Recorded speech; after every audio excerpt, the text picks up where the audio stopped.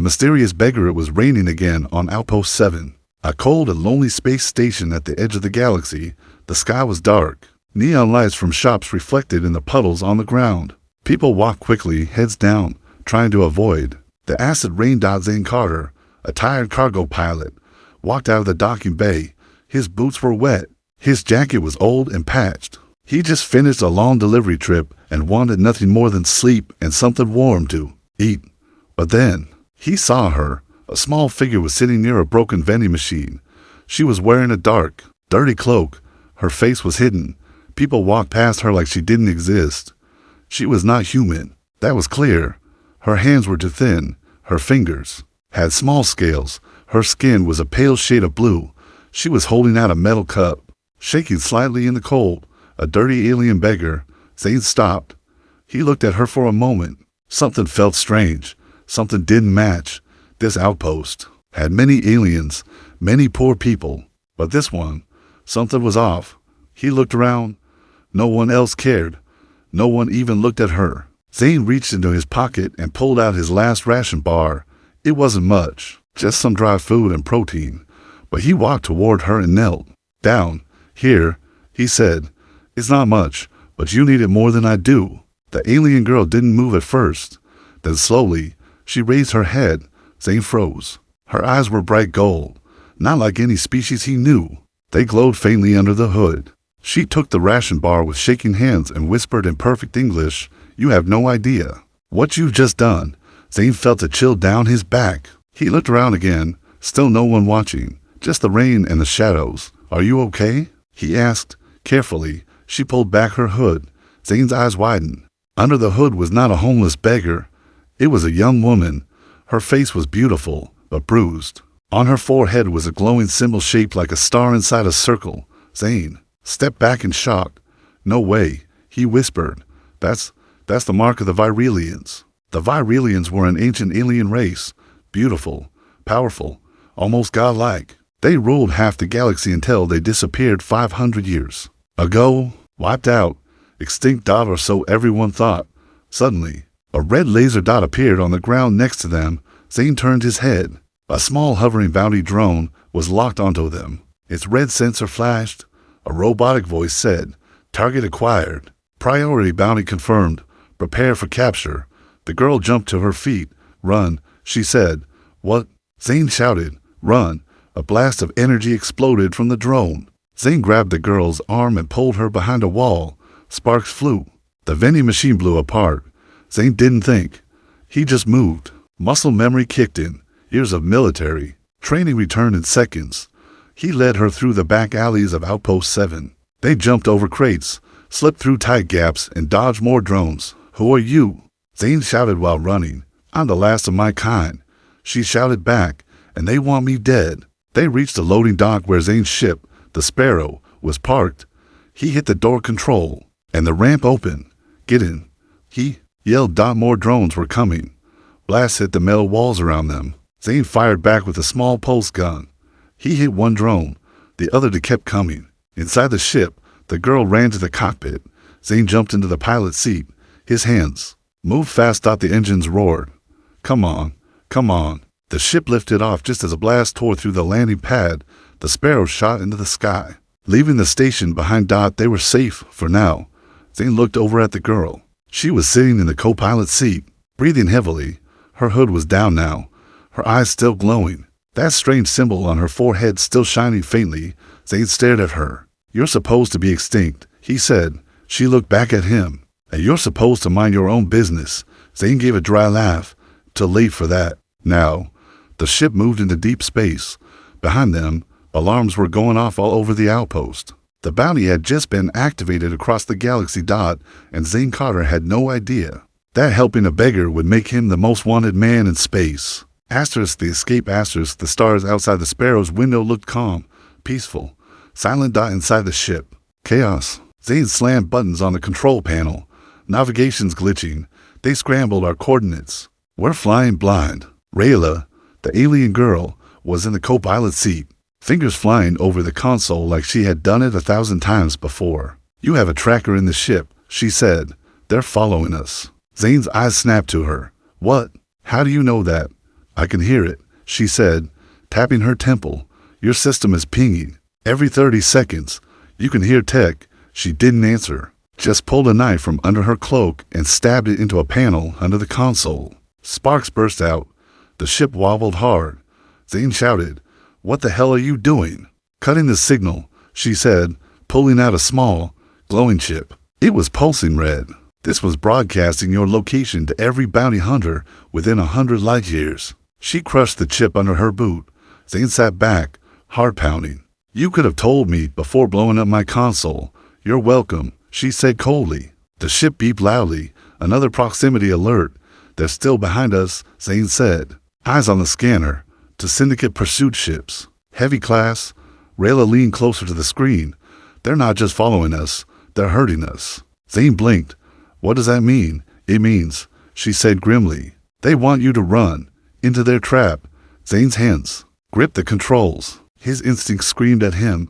This wasn't just a simple bounty. This was a galactic manhunt. "Who was this girl?" "Start talking," he said. "Now, who are you really?"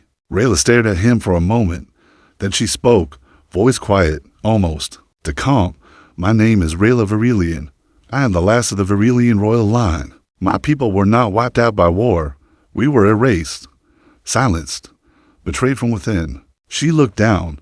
"I was 8 years old when the starseed vault exploded. I saw it happen. My father tried to activate it, but it had been sabotaged. The Syndicate framed us as a danger to the galaxy. We were hunted, slaughtered." Zane stared at her. "The starseed. That's real." Rayla nodded. Zane had heard whispers, old legends of a device so powerful it could reshape planets, resurrect dead ecosystems, or turn suns into weapons. But those were fairy tales, ghost stories for travelers. And now, the girl sitting beside him claimed to be the key to it all. "Why now?" Zane asked. "Why come out of hiding after 500 years?" Rayla looked at him with fire in her eyes. "Because someone just reactivated the vault." Zane blinked. "Wait, what?" She pulled a small data crystal from her cloak. It was glowing with blue light. "This contains the access code. My genetic signature is the key. Without me, the vault is locked. But something is trying to open it by force." Zane sat in stunned silence. Then a loud explosion rocked the ship. Direct hit. The Sparrow spun sideways. "We've been tagged," Zane shouted. "Shields down to 40%. Get us out of here." Rayla shouted back. Zane gritted his teeth and activated the slipstream engine. It hadn't been used in years. The ship groaned. Lights flickered. The engine screamed like a dying animal. Then flashed stars outside turned into streaks of light. They had jumped into hyperspace dive for a few moments. There was silence. No alarms. No chasing ships. Just the soft hum of the engine and the glow of hyperspace. Zane leaned back in his seat. Hard thudding. Rayla sat beside him, breathing slowly, eyes closed. Zane looked at her. "So, what now?" She opened her eyes and said, "We need to find a man named Torin Kale. He's the only one who knows how to access the vault without triggering the Syndicate's death." "Failsafe, where's he?" Zane asked. She looked down. "In Station Theta, deep inside Syndicate space." Zane groaned. "Of course it is." She looked at him, deadly serious. "If we don't reach him first, the Syndicate will open the vault using artificial means that could destroy half the galaxy, including Earth." Zane sat there quietly. Then he laughed. "Yeah, sure. Why not? I feed one homeless girl, and now I'm saving the galaxy." Rayla smiled faintly. "It's funny how fate works." Zane stood up. "I'll get some supplies. We'll need fuel, rations, and weapons." As he walked away, Rayla touched the crystal and whispered in a language no human could understand. The crystal glowed brighter, and deep in Syndicate space, something heard her. Asterisk secrets of the starseed stars outside were calm again. But inside the Sparrow, tension was thick. Zane walked into the ship's cargo bay.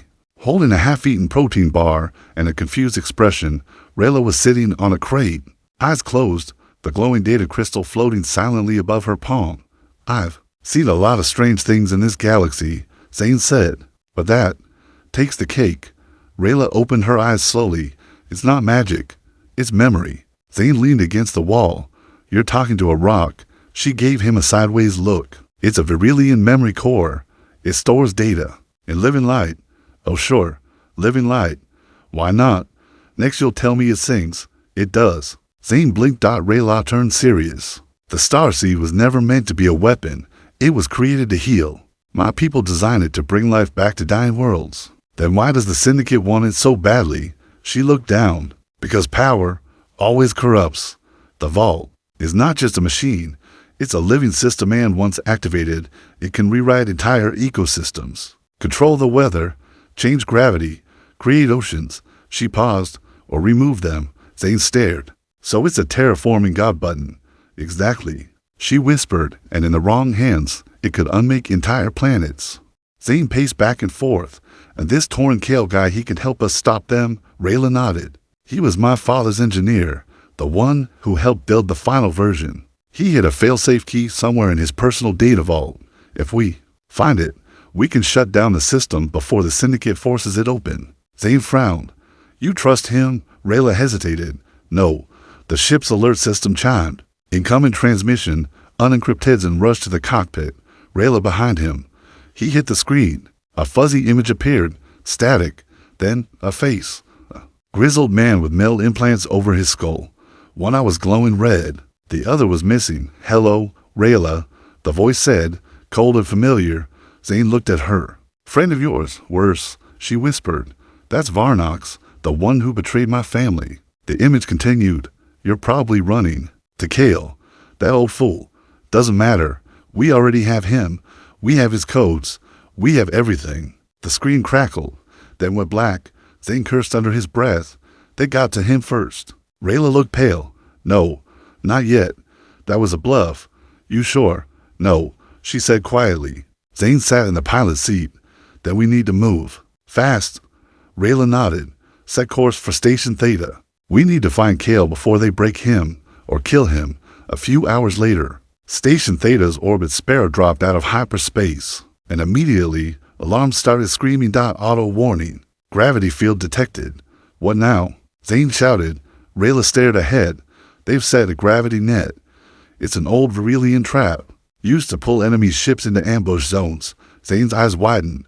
Your people made this trap? My ancestors were not all kind.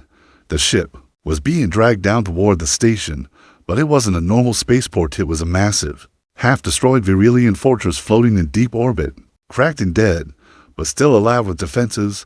Turrets activated. Lights turned red. Brace for landing, Zane yelled. Inside Station Theta there was cold and filled with dust. Broken lights flickered on the walls. Old Virelian tech pulsed faintly, like a dying heartbeat. Zane held a plasma pistol. Rayla held the data crystal like a compass. It glowed brighter as they walked deeper into the station. Then they found him, a man in chains, hanging from an anti-gravity harness, blood dripping from his face. His cybernetic eye had been ripped out. Torn Kale, Rayla whispered. He looked up, barely conscious. Rayla. She rushed to him. Lowering the harness. Zane checked the room. No guards. No need. Kale coughed. You've already walked into their hands. Zane turned and saw Varnox standing in the doorway. Tall, cold, wearing Syndicate armor, and behind him a squad of bounty hunters. Dozens. Zane raised his pistol. Varnox laughed. Put it down, cargo rat. We don't need you, just her. He pointed to Rayla. She holds the final code. She doesn't even know it yet. It's in her blood. Zane looked at Rayla. What's he talking about? Varnox stepped forward. She is the vault's last key. That mark on her head isn't just decoration. It's a living biometric signature. A lock. Once we take her brain, Zane fired. Blaster fire erupted. Kale grabbed Rayla and shouted, Run! Asterisk. The narrow escapee explosions rocked the hallway. Rayla and Zane dragged Kale through burning debris. One of the bounty hunters caught up. Zane slammed him with a crate using the cargo arm. Another drone fired. Rayla tossed the data crystal into the drone's core. It exploded in a wave of light. They reached the Sparrow. Zane shouted over the noise, Tell me you got something, Kale. Kale, barely conscious, handed Zane a small device. Fail safe. It's inside this, but it's incomplete. You need the original template. Rayla looked at him. Where is it? Kale whispered. Earth. Your father hid it on Earth, and then he passed out. Asterisk. Betrayal at Station Theta. Sparrow flew through a dying asteroid field, its hull scratched and smoking. Inside the ship, Zane paced while Rayla sat quietly beside the unconscious Torn Kale, whose chest rose slowly, but weakly. Why Earth? Zane asked. more to himself than anyone else. Why would her father hide the final template on Earth? Rayla didn't answer. Her golden eyes stared blankly at the floor. She was shaking slightly, something Zane had never seen her do. He told me Earth was too chaotic, she finally said. Too primitive. Too noisy. Sounds about right, Zane muttered.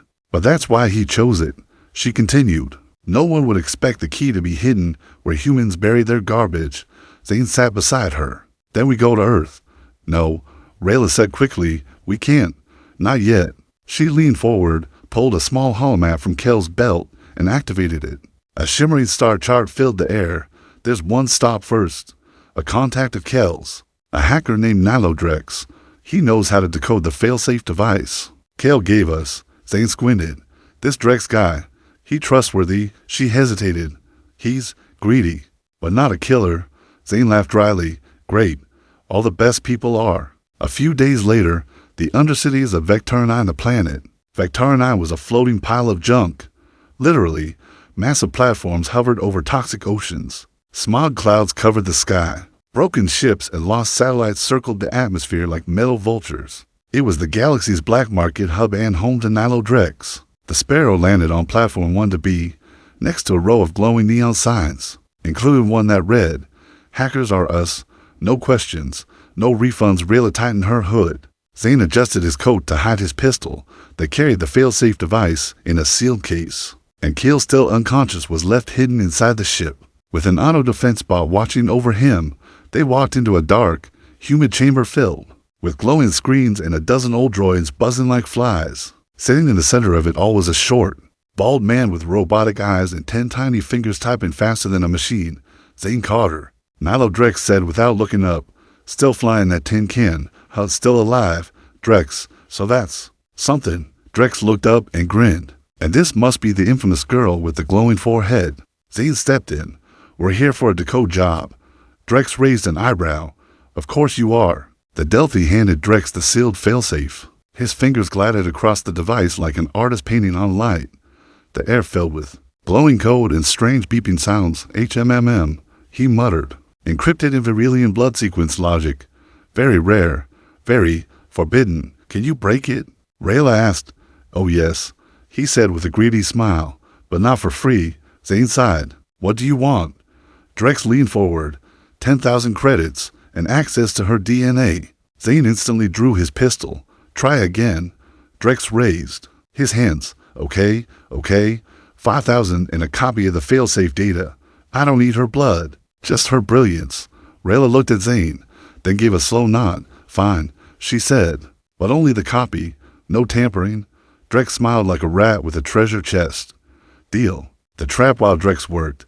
Zane went outside to check on the ship. He noticed something odd. The dock cameras were blinking red, offline. The patrol bots, gone. Zane's got twisted. He rushed back inside. Rayla, we've been delayed. A stun blast hit him in the back. He collapsed hard, twitching. Drex turned around, now holding a syndicate communicator. Target secured. He set into it. Both of them. Transfer the credits and send extraction. Rayla was frozen. The syndicate soldiers appeared from the shadows, weapons drawn. You sold us out, she whispered. Drex shrugged. You think I stay alive in this pit by being loyal? The syndicate offered 10 million for you. I betray my mother for half. Rayla clenched her fists. The sigil on her forehead pulsed out. One of the soldiers stepped forward. Hands up, freak, or we'll put you down. She didn't move, I said. He didn't finish. A blast of golden energy shot from Rayla's palm. The soldier flew across the room and crashed into a wall, unconscious. Zane, still groaning on the ground, watched with wide eyes. You didn't tell me you could do that. Rayla looked at her hands. I didn't know I could. She ducked and rolled as another soldier fired. She grabbed Zane's arm and helped him up. Move. The escape began. They dashed out of the hacker den, running through narrow alleys and old shipwrecks. Drex screamed after them. You'll regret this. The syndicate owns everything. Zane shouted back. Yeah. Tell them to fix your awful coffee machine while they're at it. Blaster bolts flew around them. They jumped into the Sparrow just as a syndicate gunship appeared overhead. Zane shouted, Shields up, shields up. Rayla punched the launch sequence. The Sparrow blasted upward, barely dodging enemy fire. Explosions lit up the sky. Inside the ship, Kale finally woke up, blinking weakly. Rayla knelt beside him. "We lost the copy," she said, "but we still have the original failsafe." Kale smiled faintly. "That's all we need." Zane sat in the pilot seat, rubbing his bruised back. "All right, I'm done with your backstabbing hacker friends. Next stop, Earth." Rayla looked out the window, but far behind them, Varnox was watching from a distance aboard a Syndicate warship cloaked in stealth, and he was smiling. Asterisk, the rebel awakening blue-green sphere of Earth floated outside the ship's viewport, calm and familiar. But Zane didn't feel calm, not even close. He sat in the pilot seat of the Sparrow, staring down at his old homeworld, the place he once escaped from and swore never to return to. "Earth," he muttered, "still looks pretty from far away." Rayla stood beside him, her hood down, the golden sigil on her forehead glowing faintly. "This is where my father hid the final template," she said. "He said it would be safe, where no one looks anymore." Zane raised an eyebrow. "Which means, where exactly?" She looked out the window, her voice quiet. "Old Earth. The ruins. Ruins of Old Earth. The dead Zonthi landed the ship in what used to be New Chicago. Now a crumbling wasteland buried under centuries of smog and dust. Massive concrete towers leaned like broken bones. The air was dry, thick with pollution. No birds, no life, just wind and shadows." Zane looked around. "Yeah, super welcoming." Rayla pulled out the data crystal. It lit up and spun in midair, slowly drifting in one direction like a compass. "This way," she said as they walked. Kale, still weak, but awake, murmured from behind them, "There's something else. The vault has guardians." Zane stopped. "Guardians?" Kale nodded. "Old AI, built by the Virelians. They protect the template, but they don't understand allies from enemies anymore. They've been corrupted." "Great," Zane muttered. "So we're dealing with ancient killer robots too." Asterisk, the Guardians reached an underground bunker sealed by a strange stone door, covered in alien markings. Rayla stepped forward. Her sigil pulsed. The door slid open. Inside darkness, they entered cautiously. Suddenly, lights flickered on. A giant mechanical creature descended from the ceiling, spider-like legs, glowing blue core, and a face made of shifting light. "The Guardian. Identify." It spoke in a deep, distorted voice. Rayla stepped forward. "I am Rayla Virelian, daughter of House Virel, keybearer of the Starseed Protocol." The Guardian scanned her, then paused. "Error. Virelians. Extinct. Fake signal. Detected." Its eyes turned red. "Terminate intruders."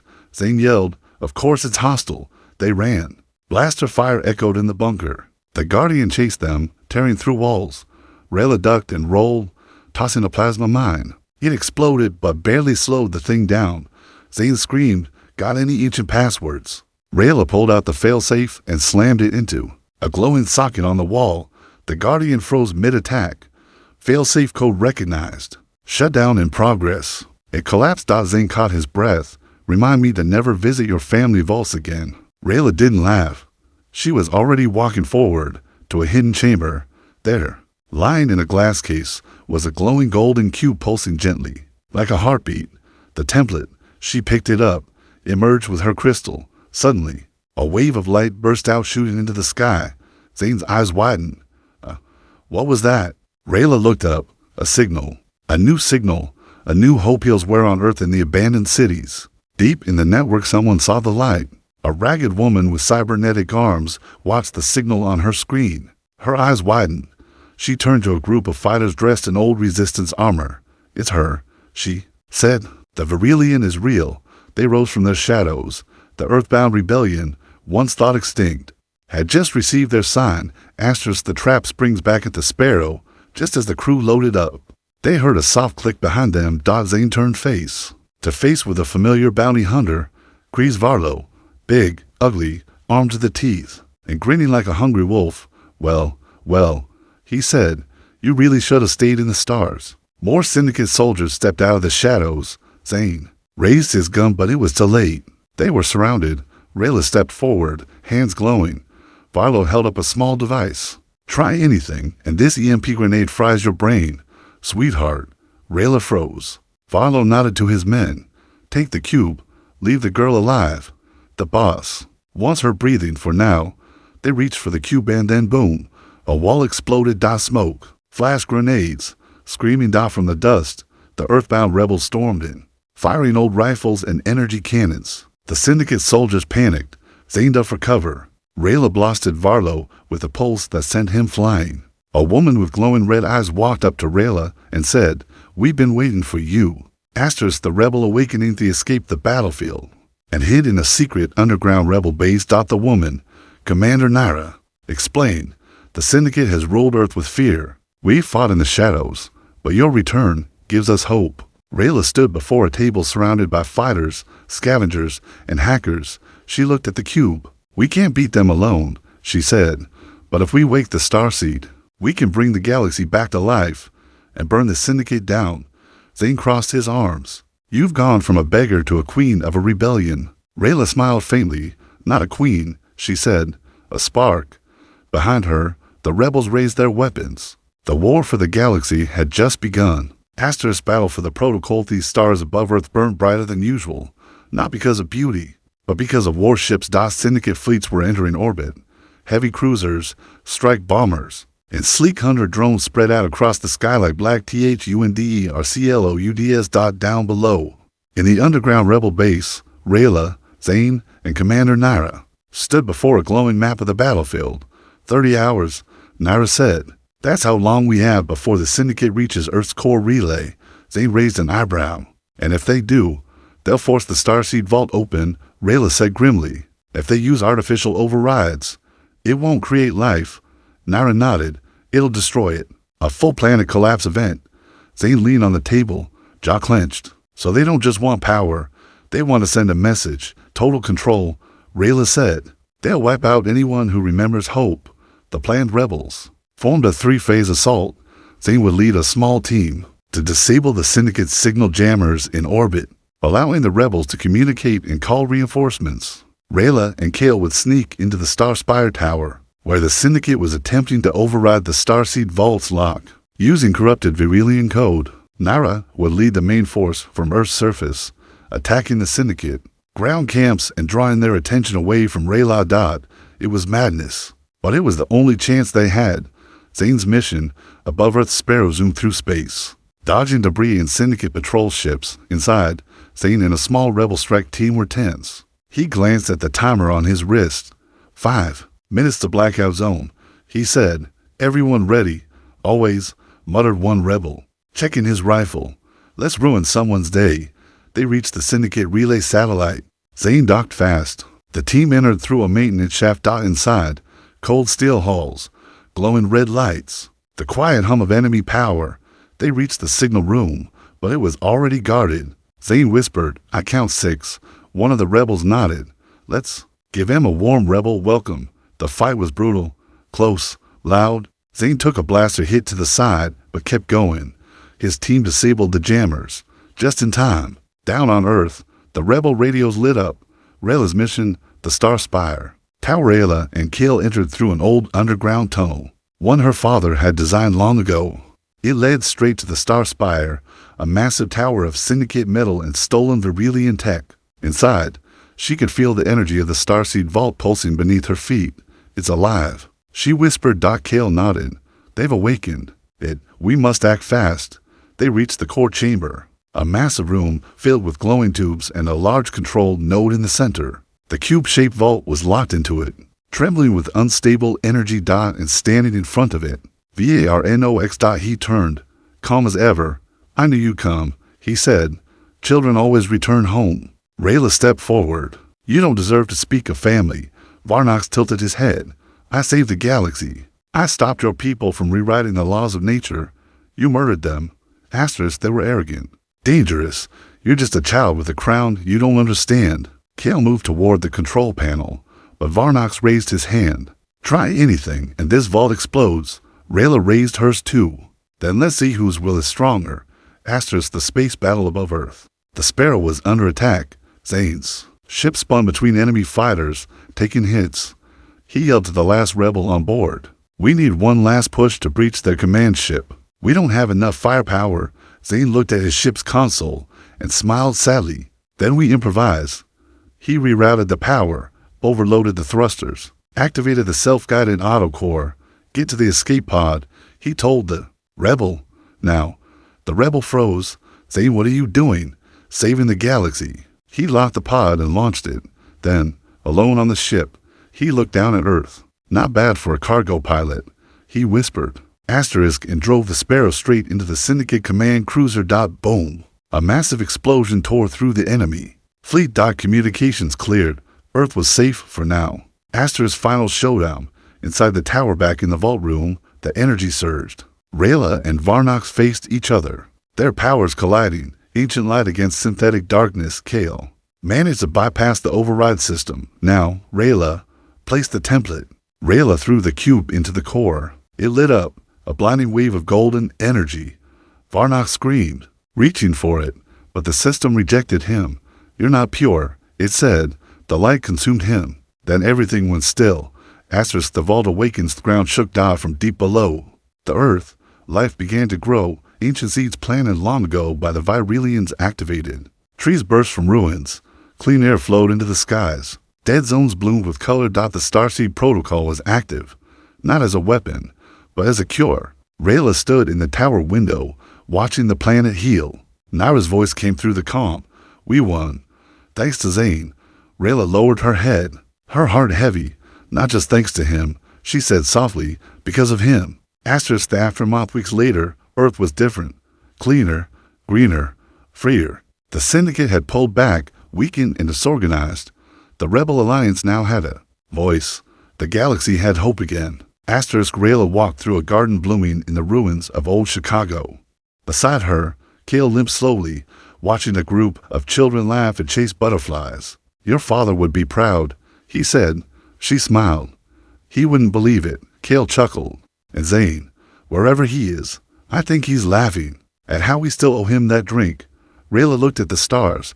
May he fly free and far above them. In a silent corner of space, a small black box drifted among the wreckage of the Sparrow. Its light blinked once, then again. Asterisk, the queen of the new world. This is where old wounds bleed, new worlds breathe, and the line between peace and war grows razor thin. And yes, we may or may not have one last twist tucked away in the starlight.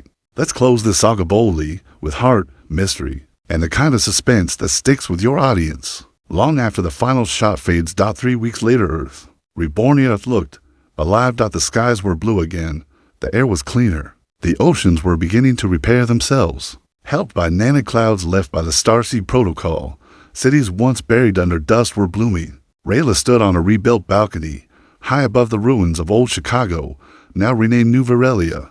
A sea of people cheered below, humans, hybrids, aliens, rebels, survivors, all gathered beneath a floating stage where banners waved with the golden sigil of the Virelians. Once forgotten, now reborn. Commander Naira stepped forward, speaking to the crowd.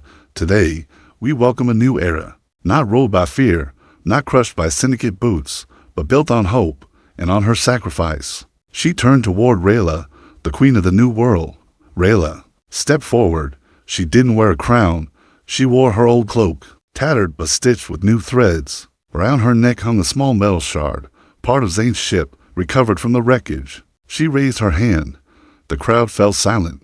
Her speech, but with a warning, "I am not a queen." She said, "I am a witness. I saw planets fall. I saw my people erased. I ran. I survived, and I hid." She paused, eyes scanning the thousands below her. But one man, just a man, gave me half a ration bar and changed the galaxy. Murmurs rippled through the crowd. Rayla's voice grew firmer. The Starseed was never meant for war. But if the Syndicate returns, if anyone threatens this world again, I will not run. She held up the golden cube, now dim, but still warm with quiet power. "This will not save us again. We must save ourselves." The people cheered, but Rayla wasn't smiling. She looked at the horizon, like something was coming. Out in deep space, a dark return from Earth. In the forgotten belt of the Caliban void, a signal pulsed. One not sent by rebels or humans. It was Virelian, but older, darker, and not friendly. A giant ship stirred in the shadows. No crew, no heartbeat, just ancient metal, waiting. Inside it, thousands of stasis pods lit up. Protocol breach detected. Systems online. A voice, alien and cold, echoed. Authority compromised. Enforcement initiated. Back to Earth. A secret meeting late at night. Rayla met with Kale and Naira in the underground archives. Kale placed an old Virillian data scroll on the table. I decrypted the final layer. He said, "Your father left a warning about a second protocol." Rayla leaned forward. A failsafe if the starseed ever fell into the wrong hands. The ancient Virillian AI was programmed to reset civilization. Naira frowned. Reset? Like reboot? Kale shook his head. Wipe everything. Start again. Rayla's stomach dropped. "You mean kill every living thing, not just on Earth?" Kale said. "Across the galaxy, Zane's legacy." Night, Rayla returned to her room, a quiet space filled with old maps, scattered tech parts, and a small, flickering projection of Zane, taken from the Sparrow's last log. He was smiling awkwardly. "If you're seeing this, I guess I did something stupid and heroic again." She laughed through her tears. "You were worth it, Rayla, all of it. So if you ever feel like giving up, don't. Just remember who you are." She whispered. "I remember. Outside, the stars shone bright. But not all stars bring light." Final scene. The spark continues in the deepest chambers of the rebel base. A secret chamber opened. Inside, a massive star map with coordinates lighting up, all pointing to different lost Virillian relics. Hidden on distant planets, Rayla stood before it, eyes burning with purpose. Naira entered quietly. "Are you thinking what I'm thinking?" "I'm thinking," Rayla said. "We just lit the fire. They tried to erase a people. They tried to erase history, but they forgot something. You can bury the stars, but they always find a way to rise."